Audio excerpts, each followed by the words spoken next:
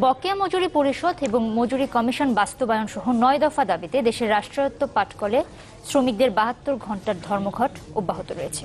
নুসরাত, আজও কিন্তু খুলনায় সড়ক আর রেলপথ অবরোধ করে শ্রমিকরা বিক্ষোভ করেছেন। আর একই দাবিতে সড়ক অবরোধ আর আগুন জ্বালিয়ে চট্টগ্রামে বিক্ষোভ হয়। এছাড়া রাজশাহী আর সিরাজগঞ্জে কর্মসূচি পালিত হয়েছে। বকেয়া মজুরি পরিশোধ সহ ৯ দফা দাবিতে দ্বিতীয় দিনের মতো ধর্মঘটে রাষ্ট্রায়ত্ত পাটকলের শ্রমিকরা।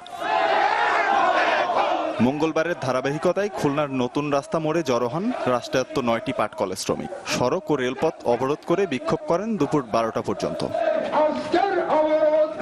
শ্রমিকদের অভিযোগ, বিজিএমসি চেয়ারম্যান ২৮ মার্চের মধ্যে মজুরি কমিশন বাস্তবায়নের আশ্বাস দিলেও তা কার্যকর হয়নি।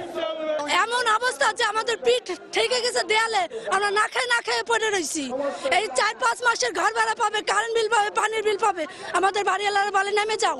৯ সপ্তাহের বিল তো আটকা পড়ছে, ১০ সপ্তাহ চলে, আমাদের কোনো বিল নাই, বেতন নাই, ছেলেপেলের মুখে আহার নাই, বাসা ভাড়া টাকা দিতে পারি না, দুইটা ছেলে মেয়ে পড়াশোনা খরচ চালাতে পারি না, সংসারে বাজার ঘাট নাই।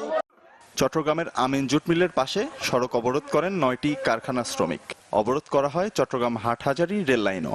কিছু সময়ের জন্য ঢাকা চট্টগ্রাম মহাসড়কের সীতাকুণ্ড এলাকায়ও অবস্থান নেন তারা। বিক্ষোভ হয় ঢাকা, রাজশাহী ও সিরাজগঞ্জেও। ৮০০-৯০০ টাকা দিয়ে বেতন পাই, কি সংসার চলে? ছেলে মেয়ে ঠিক মতন পড়াইতে পারিনি, ঠিক মতন খাইতে পাইনি। ৯ সপ্তাহ হলে ওয়েজেস নাই, বেতন নাই।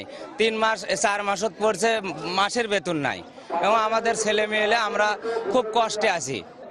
৭২ ঘন্টার এ কর্মবিরতি শেষ হবে শুক্রবার সকাল ৬টায়।